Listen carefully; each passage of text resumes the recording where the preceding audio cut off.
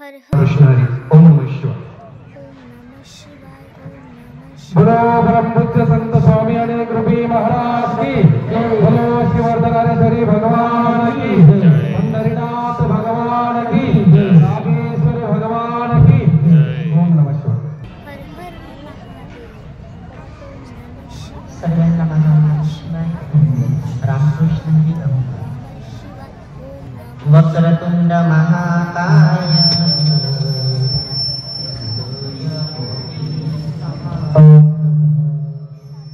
निर्विघ्नं कुरु मे देव. सर्वकार्येषु सर्वदा गुरुर्ब्रह्मा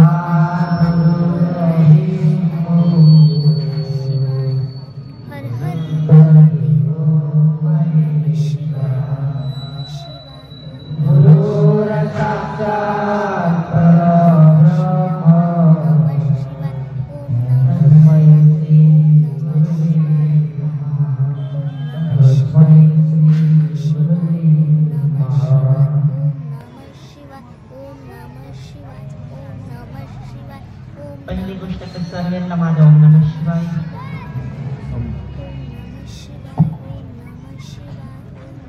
मी नाशिकमध्ये आल्यानंतर सर्व मराठी नाही आणि मराठी मला जास्त जमत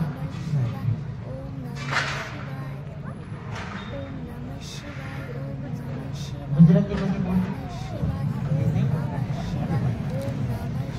जेवढं मी माझं मराठीमध्ये बोलायचे प्रयत्न करावाच लागत नाही, कारण प्रत्येकाची अपेक्षा असते.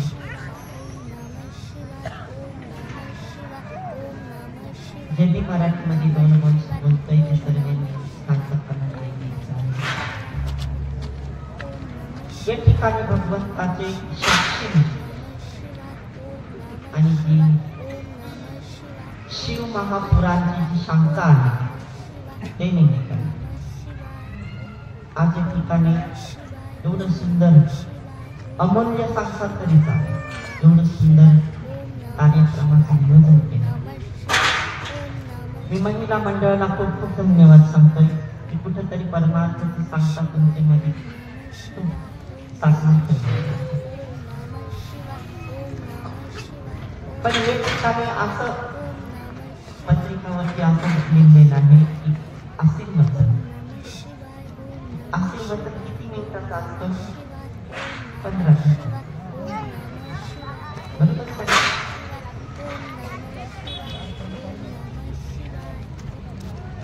एवढे भक्तजन आशीर्वचनासाठी जर आले कुठेतरी देवाच्या साक्षीने अपेक्षा करल की या ठिकाणी वेळ काढून आलं की तुमचं वेळ वाया नको जावा, तुमचं सदैव कल्याण व्हावं.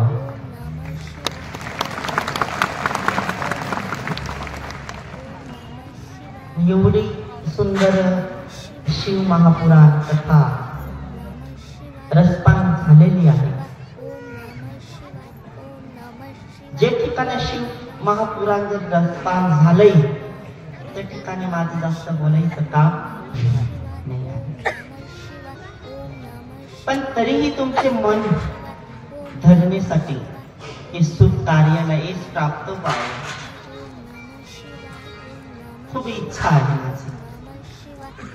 एक ठिकाणी एवढे भक्त महाप्रसादाचे अपेक्षाने आले, प्रसादाचे अपेक्षाने आले का दर्शनाचे अपेक्षाने आले. सदैव भक्तांची इच्छा पूर्ण करावा असं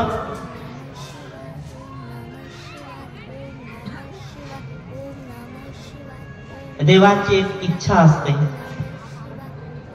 आणि मी एक देवी देवतांचा एक दास आहे.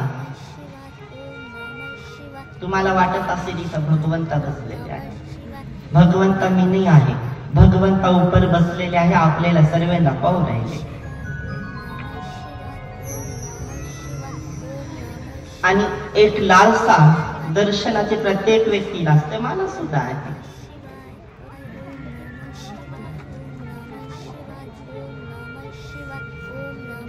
परंतु या ठिकाणी एवढं सुंदर नियोजन केलं तर हे सुख कार्याला हेच प्राप्त व्हावं अशी सर्वांची इच्छा आहे, बरोबर.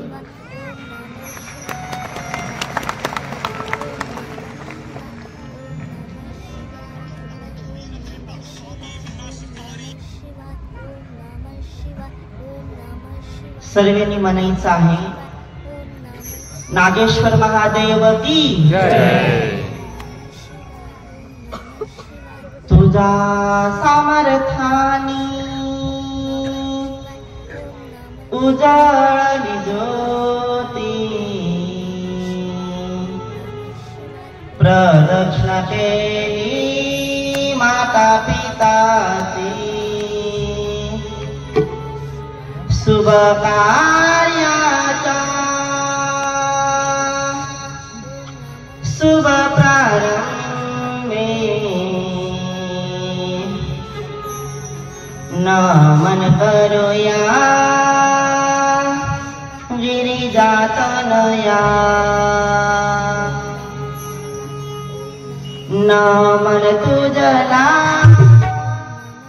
गिरिजातनया.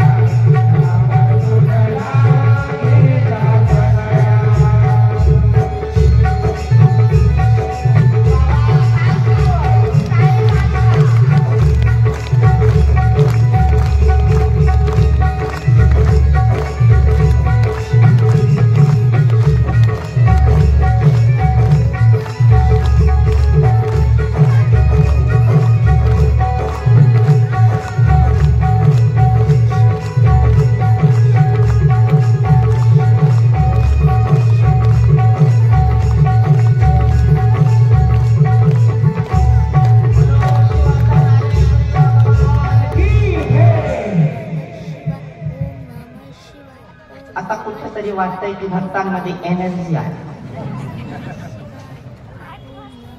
म्हणतात ना की जेव्हा एखादी वेळेस इज्जत जाते तेव्हा काय म्हणतात, मला तुमच्याशी गप्पा गोष्ट करायचं, कारण मी नाशिक मध्ये जास्त नाही आलोय. जेव्हा एखादी माणसाची इज्जत जाते त्याला काय म्हणतात तुमच्या इकडं, अपमान झाला. आमच्या इकडे असं म्हणतात की नाक कापलं त्याला म्हणतात. आणि सर्वांना माहिती आहे की नाशिक मध्ये सुर्पनखासारखी राक्षसींच नाक कापलं, बरोबर.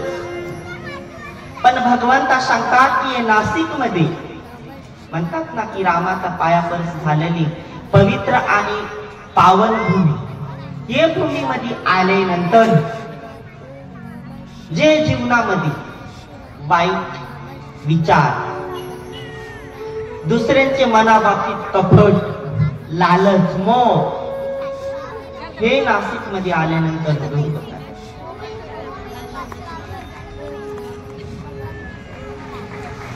म्हणायला सहज नाशिक असं वाटतं, बरोबर का नाही, पण एक नाशिक नकारात्मक शक्ती सगळी काढून टाकत.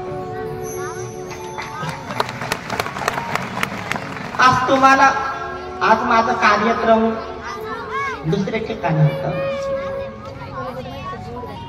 सोनगड RSS संघचा कार्यक्रम होतं, आमंत्रण होतं. पण जेव्हा नाशिक ऐकतात तेच वेळेस नकारात्मक थांबून गेलं तुमच्याकडे मला पळत.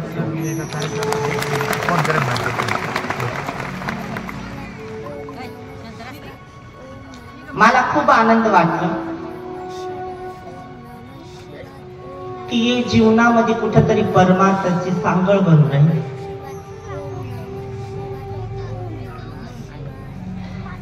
सांगळ मध्ये एकत्र येऊन देवाचं नामस्मरण करणं.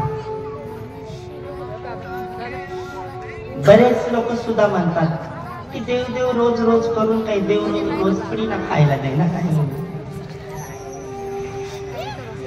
अवश्य भगवंत खायला नाही देणार, पण कर्म भगवंत सदैव बनवतोय.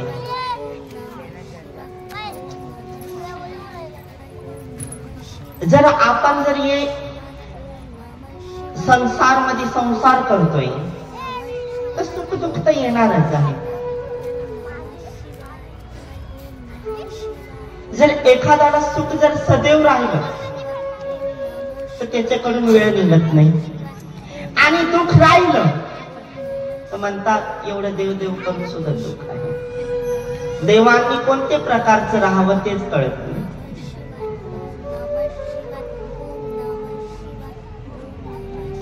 पण भगवंता सांगतात की ये देहाला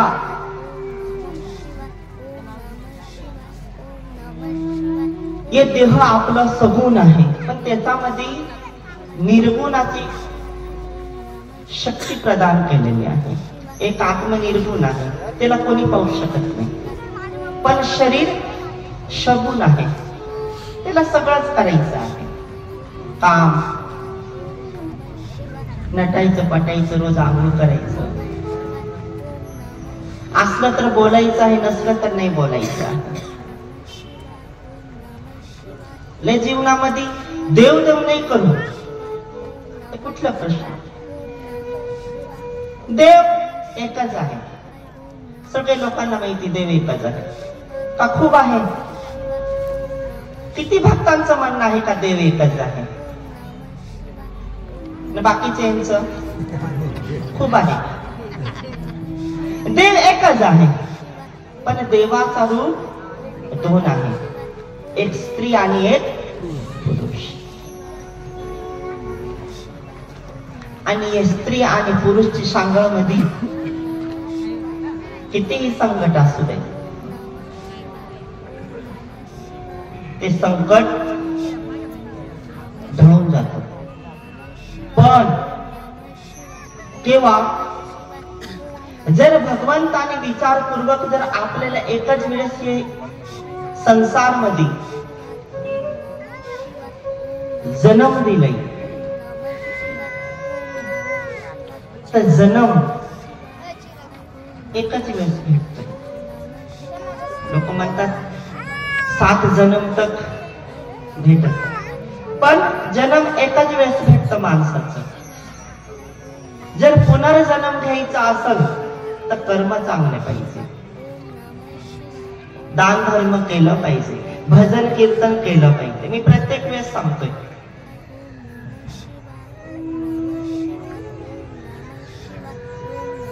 ओम नमः शिवाय.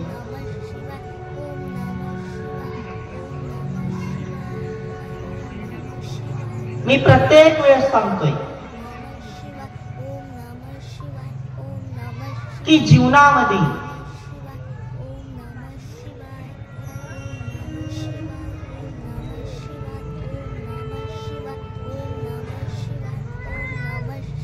ये जन्म भेटलं तर हे वाया घालवलं नको.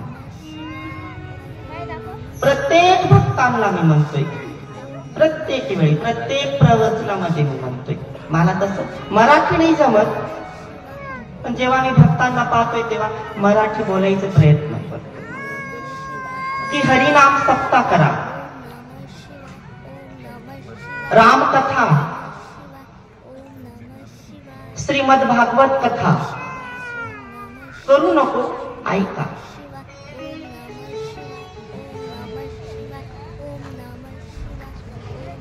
ते सगळेच कीर्तनकार होऊन जाते तर बाकीचं काम करायला पण.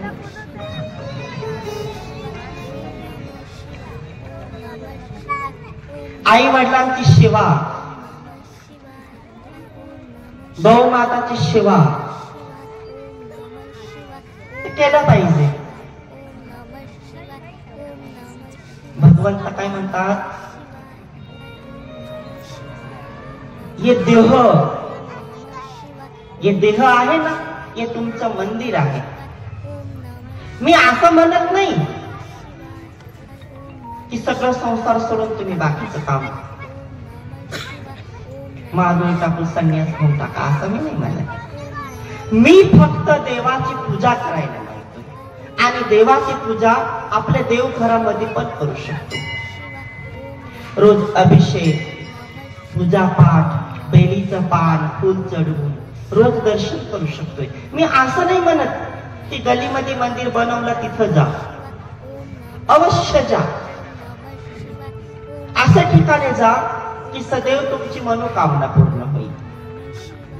आणि भगवंत म्हणतात, आता मी महाराष्ट्रात आलो तर मी गली गली रस्ते रस्तेला मंदिर पाहिली, पण भगवंत म्हणतात का जो संतांचे हाताने प्राण प्रतिष्ठा झालेला असेल किंवा प्राचीन काळातून तिथं भगवंत प्रगट झाले असेल, असे ठिकाणी महिन्यातून किंवा हप्त्यातून अमावस, पौर्णिमा, एकादशी किंवा प्रदोष हे दिवशी दर्शनाला गेलं पाहिजे. का गेलं पाहिजे की या जीवनामध्ये चढ उतर म्हणजे चढाव आणि उतार सदैव येणार आहे. आज जरी तुम्ही गाडीमध्ये फिरत असेल पण त्याला डिझेल किंवा पेट्रोल तर लागणारच ना. जरीही तुम्ही कंपनीतून काढलेली असेल तरी तुम्हाला एखादी वेळेस तरी गॅरेज मध्ये घ्यावाच लागेल. पण हे जीवन आहे ना आपलं, जो शरीर आहे, म्हणतात की सुख दुःख आलं का दवाखान्यामध्ये जाऊन सुधरून जातो. पण महत्वाचा विषय की दवाखान्यामध्ये गेल्यानंतर हे फक्त दवाखान्यामध्ये आपण जातोय तर गॅरेज मध्ये जाणं होतं.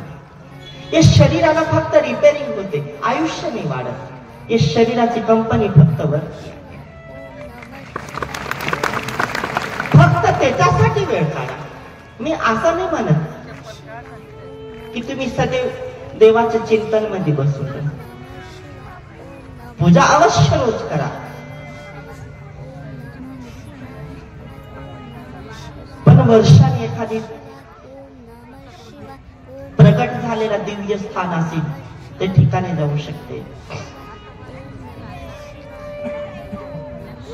हरिनाम सप्ताह होत असेल तिथं भजन कीर्तन ऐकू शकते. एवढं तर जीवनामध्ये करू शकते.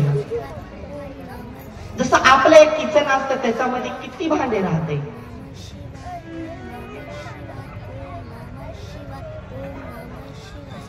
काही भांडे काढून ठेवतो, काही भांड्यांमध्ये वाढतो, काही भांड्यांनी वाढायचं काम करतो, काही भांड्यांनी खायचं काम करतो.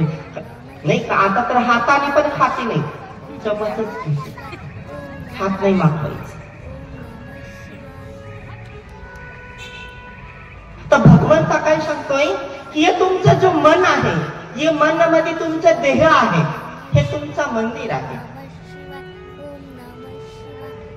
आणि हे मंदिर मध्ये तुम्ही जेवढं बी साठवलं, जर चांगलं साठवलं तर चांगलं होऊन जाईल, आणि वाईट साठवलं तर त्याला कीड लागेल, अळी पडेल, सूळ लागल. नाही का? आई धान्य तुम्ही कितीही महागडं ठेवून घ्या, पण एकाच जागेवर राहिल्यावर कीड लागते का नाही? घरामध्ये जर सदैव माणूस असतो, जर ते घरामध्ये जर जाळा नाही काढलं, अवश्य घराला जाळ लागल म्हणजे लागल. पण घरामध्ये महिला राहिल्यानंतर जाळ येऊ देते का? तिला घरची लक्ष्मी सांगितलेला आहे, एक अन्नपूर्णा सांगितलेला आहे. असं जीवनामध्ये देह आहे, याचा चांगलं साठवायचं काम करा. मी नाही म्हणत, भगवंता म्हणतात. तर भगवंताने जेव्हा देहाला प्रश्न केला, तू काय करतोय, तेव्हा देह काय सांगतोय ते ऐका.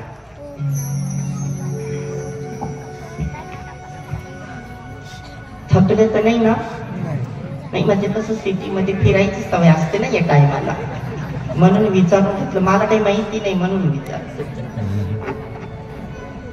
तर देह काय म्हणतोय ते ऐका. देह देवाचा ये मंदिर, देह देवाचा ये मंदिर,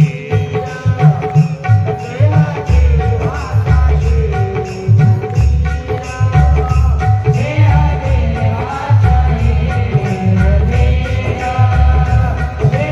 देवाचा ये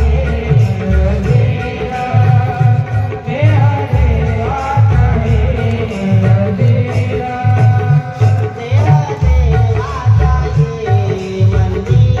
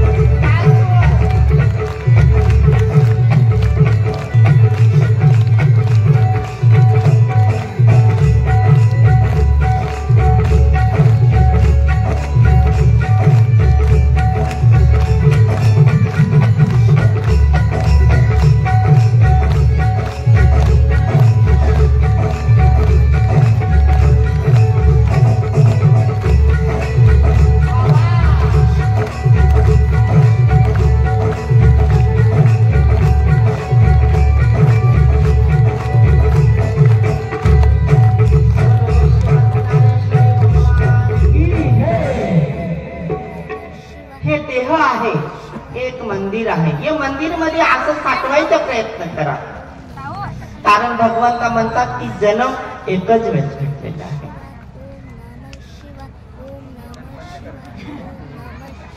हे जन्म एकच वेळेस भेटलं तर चांगलं साठवलं, नाही तर काय होईल. म्हणतात ना, प्यासे गो पानी पिलाया नहीं, बाद अमृत पिलाने से. वाह वाह.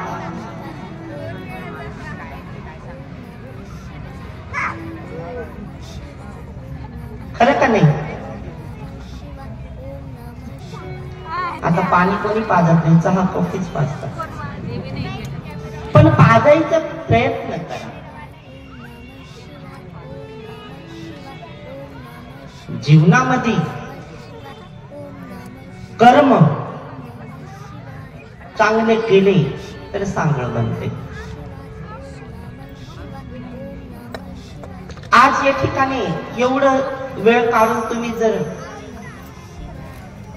बसले म्हणजे मला किती आनंद वाटते. प्रत्येकाला असं वाटते की आमचं वेळ वाया जाईल, आणि वेळ जीवनामध्ये अमूल्य आहे, रत्नपेक्षा महाग.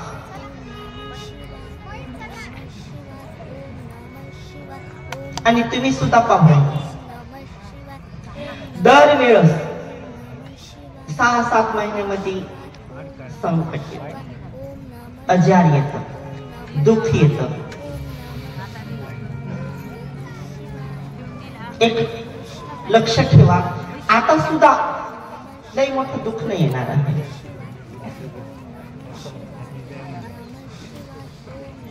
जे तरुण केलं कोरोना महामारी सारखं, ते तरुण केलं. बाकी दवाखान्यामध्ये सलाईन बी लावून ठेव चालला तरी नाही तरणार. माझा सांगायचे उद्देश हे आहे, देवाचं नामस्मरण करायच्या वेळेस आपण देवाचं नामस्मरणच केलं पाहिजे. आयुर्वेदिकच्या वेळेस आयुर्वेदिकच केलं पाहिजे, दवाखान्याच्या वेळेस दवाखानाच केलं पाहिजे. एक उदाहरण देतोय.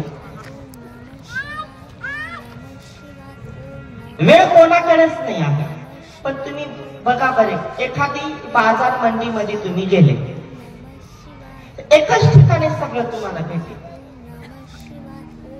एकच ठिकाणी. पण कसं माल भेटेल, साठवून ठेवलेलं, फक्त साठवून ठेवलेलं. तसं एखादी शेतीमध्ये जर गेले आणि तुम्हाला वाटलं की आपल्याला ताजं भाजीपाला घ्यायचा, जेव्हा तुम्ही शेतीमध्ये स्वतः गेले, चिखल लागत, दगडे बी लागते, काटा सुद्धा लागते, पण जसं लागलं तसं फळ भेटत का नाही.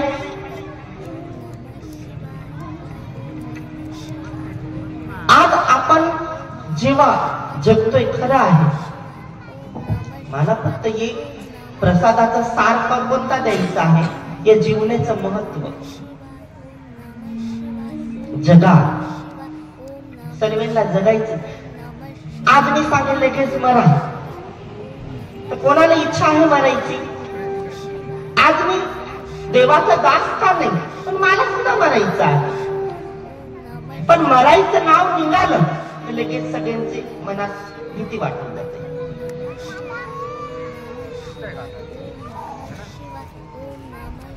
म्हणून सांगतोय की सुख दुःख प्रत्येकाला येईल, ही सांगळ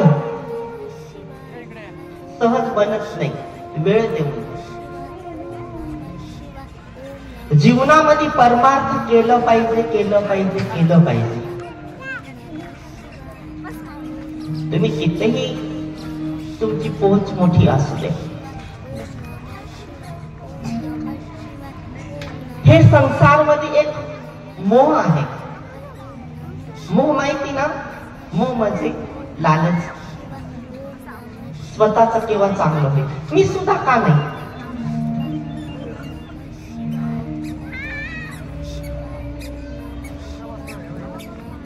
लालच प्रत्येकाला कुणाला असते?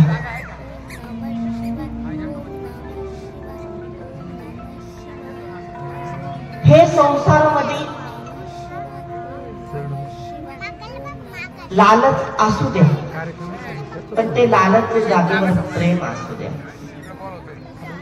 आणि प्रेम असलं तर ते ठिकाणी कितीही संघर्ष येऊ द्या, तो संघर्ष तुम्ही कसं पार करून घेसाल स्वतःला सुद्धा कळतं.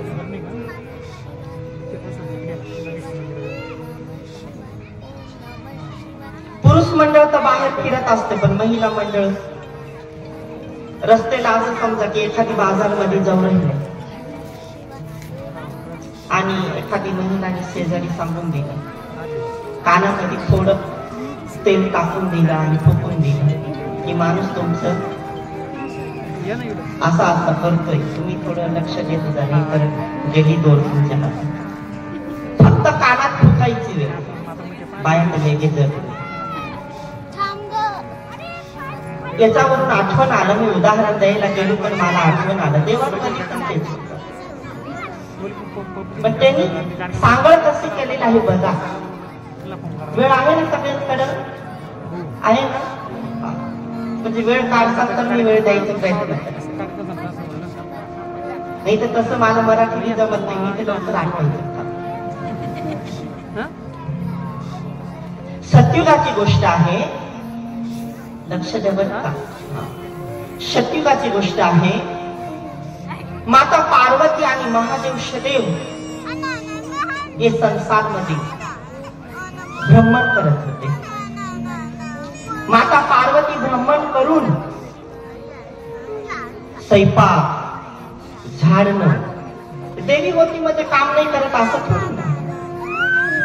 आपलं ते एवढं केस, माता पार्वतीचे तर पायीचं टाकतं नव्हतं केस. म्हणजे तिला किती वेळ लागत असेल व्यक्ती. परत गणपतीचं आवरायचं, कार्तिक स्वामीचं आवरायचं, तेवढे शिवगण होते तेवढ्यांचं आवरायचं, परत अशोक सुंदरीचं आवरायचं.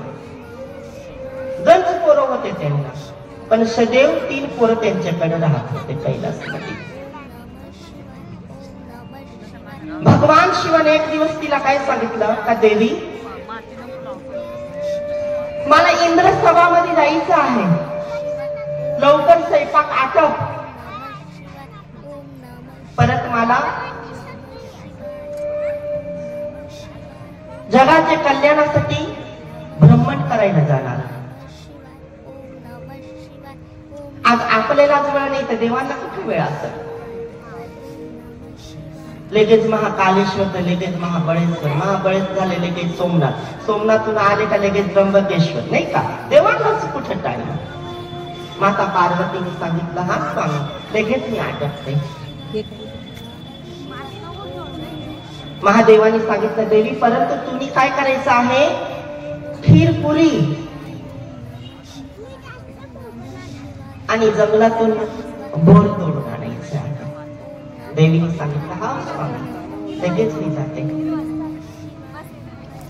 देवीने सगळं स्वयंपाक केलं, पण आता बोर तोडायला स्वतःला जायचं आहे. आणि लगेच कैलासून मानसरोवरला आली आणि बोर तोडायला लागली. तेवढं नारद मुनी आले आणि सांगू लागले, हो माता तुम्ही काय करू राहिले. अहो मुनिवर, तुम्ही नाही गेले इंद्र सभामध्ये. नाही, लगेच आलो मी, माझं काम नव्हतं तिथं. नाही विचारत होती मला. हो देवी, माझा प्रश्न पडला की तू इकडं एवढं कैलास सांभाळायचं, परत स्वतः फळ तोडायला आली. हो देवी, महादेव असं प्रत्येक ठिकाणी फिरतच असतं ना. हो म्हणे, आमचं प्रेमच तेवढं आहे, सुखात दुःखात आम्ही एकत्र. आमचं कधी वाद होत, आम्ही एकमेकाला सोडून राहते, आम्ही कोणतेही कार्याला सदैव. हा मग तर देवी तुम्हाला सगळं सांगत असं ना. हा पती पत्नी मध्ये ठेवायची कोणती गोष्ट असते सगळं माहिती असतं. हो देवी मग तर तुम्हाला ना महादेव गळ्यामध्ये कोणती माळा घालते ना मुंडक्याची कोणाच्या नावाने घालत हे तर सांगितलं असं ना. हो मुनीवर एवढं नाही मला माहिती बरं का, एवढं नाही मला माहिती. माता पार्वतीने जेवढे बोर तोडले होते तेवढेच घेतलेले केस आणि चमक चमक करत गेले काही. आणि तुम्हाला माहिती एक वेळेस जर दुर्गा मातानी जर कालीचं रूप घेऊन टाकलं ते काही कोणाच्या कंट्रोल मध्ये येत. आणि महिलाला माहिती आहे एक वेळेस बाई खवळली कधी थांबत भांडे आपट नाही का, सगळं काम खरसाटा आपट, शिराव आपट, कपडे आपट, पुराणवर चिडणं हे तुम्ही हेच नाही केलेले. येऊ द्या वर मी पाहूनच घेणार आहे आज करायचं किती येतील. माताचं पावर थोडं चढून गेलं. भगवान शिव आले आणि त्यांना कैलास मध्ये कळायला लागलं की आज कैलास थंडा राहत होता आज गरम वाटू राहील.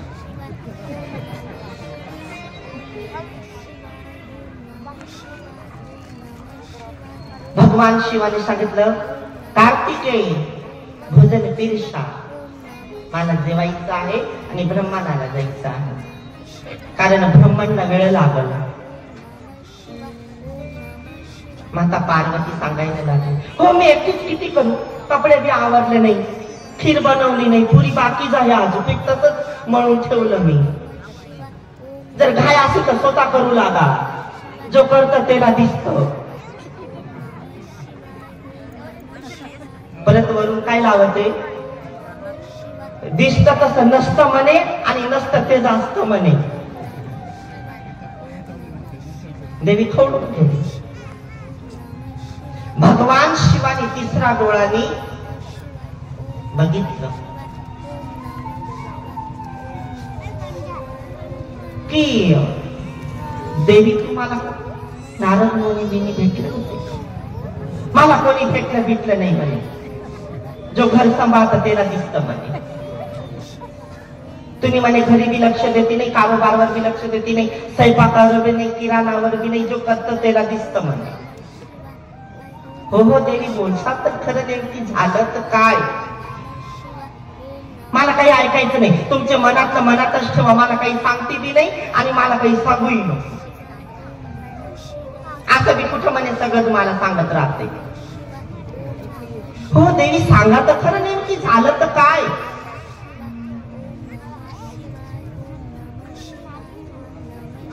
हो देवी एवढं तुम्हाला प्रेम करतोय, एवढं तुमच्यावर जीव आहे, तरी तुम्ही मला असं बोलत असता पोरांसमोर, गणसमोर. नाही मला काही ऐकायचं नाही, मी चालले, बनवायचं तर बनवा.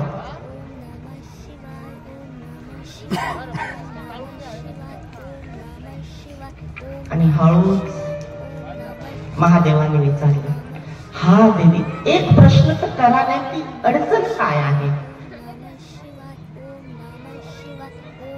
तुम्ही मला सर्वच गोष्टी म्हणे लपवायला लागले, आता सगळे सांगतीच नाही, शेजारी पाजाऱ्याला सगळं कळतं, मला काही सांगती. आणि मग देवींनी हळू सांगितलं हे गळ्यात मुंडक्याची माळा कुणाची आहे हे मला नाही सांगितलं तुम्ही, सगळे जग जाहीर माहिती आहे.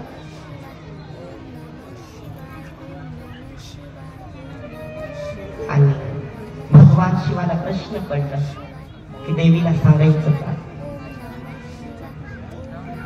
हळूच महादेवांनी बसवलं सिंहासनवर आणि सांगितलं देवी जेव्हा जगाच्या कल्याणासाठी तुम्ही जेवढे मी रूप घेतले तेवढं रूप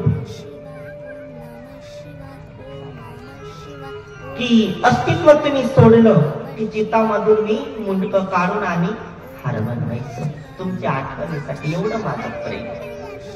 जेवढं मी तुमचे 51 पीठ झालेलं आहे ना, तेवढं अस्तित्वाचं हे 51 मोडक्याची माळ आहे. आणि माता पार्वतीचे डोळ्यात पाणी.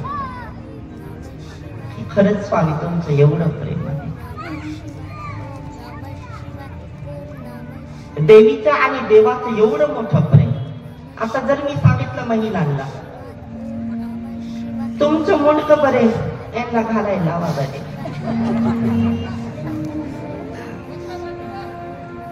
लगेच सांगतील तू नाही ना.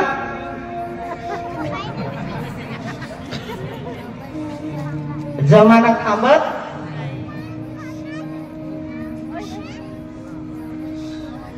पण संसारीय भूसागर मधून कसं तरवायचं आहे ते भगवंत काय सांगतात की पती पत्नी आहे,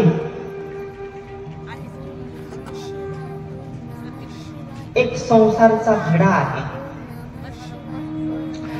ते घडामध्ये कसं पानं ठेवून आणि त्याच्यावर नारळ ठेवून पूजा करायची आहे, हे पती पत्नीचं काम असतं. कितीही वाद असू दे पण एकमेकाचा विचार दुसऱ्याचं ऐकण्यापूर्वी विचारणं गेलं पाहिजे.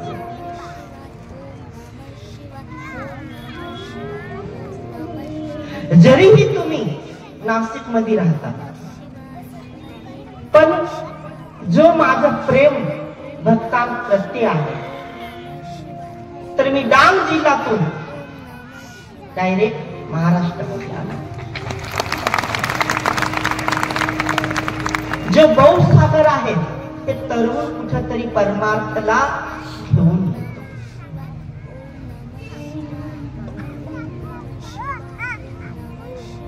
वेळ प्रत्येकाकडे असतो नसतो, पण वेळ देवा लागत, काढावा लागत, होऊन येत नाही.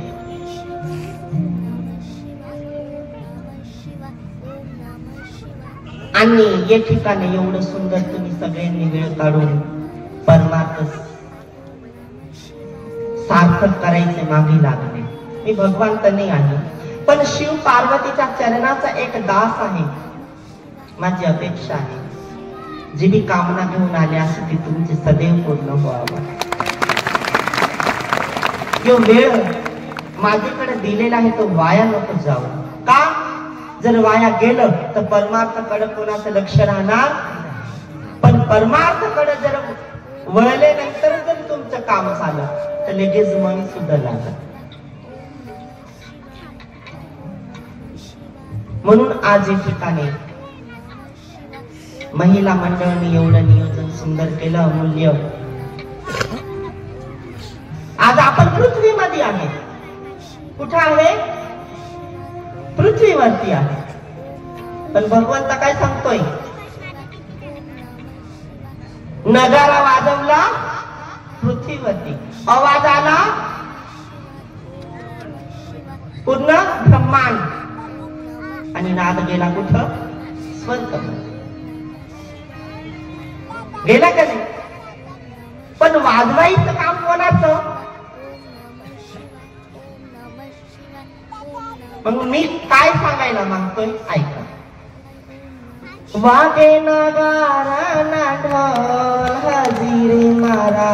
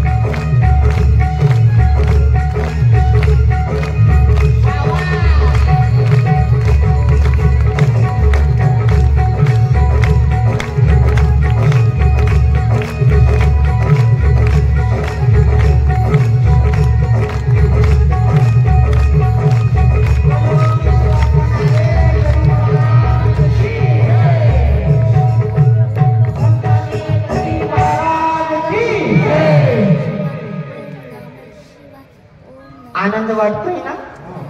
थकवा आत नाही आला ना? परंतु जर ये शिव महापुराण चा जो अमृत पाजायचं प्राण प्रयत्न शीतलताई दुबेने केलाय. महिला मंडळाने प्रसाद सारभार हातामध्ये घेतलंय आणि नागेश्वर महादेवने एवढं सत्व प्रदान करायचं काम केलंय. म्हणतात ना की प्रसाद कालाचे रूपात. कोणाचे? कालाचे रूपात. आणि काला कोण करतोय? पंढरीनाथ भगवान श्री हरी करतात. आणि सर्व भक्तांची अपेक्षा असते की प्रसाद घ्यायचा, बरोबर? आणि प्रसाद घ्यायचा आहे कोणाचे नादात? शिव आराध्य आहे, पण नाद कोणाचं पाहिजे? बन्सीचं पाहिजे का नाही? जर बन्सी जेव्हा वाजते तेव्हा नाद तयार होतो. नाही वाजत? महाराष्ट्रात नाही? पंढरपूरला गेले का नाही? मी पंढरपूर जाऊन आलो.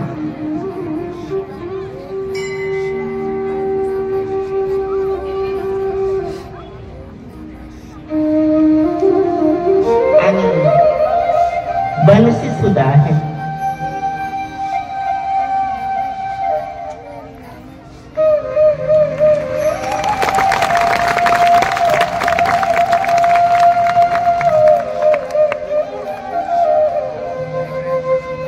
आणि बन्सी वाजते, राधा घेऊन पळते. तेव्हा कृष्ण भगवान कळतो, तेव्हा रासलीला होते. सहज होत नाही. आणि रासलीला झाली नाही तर साल भेटत.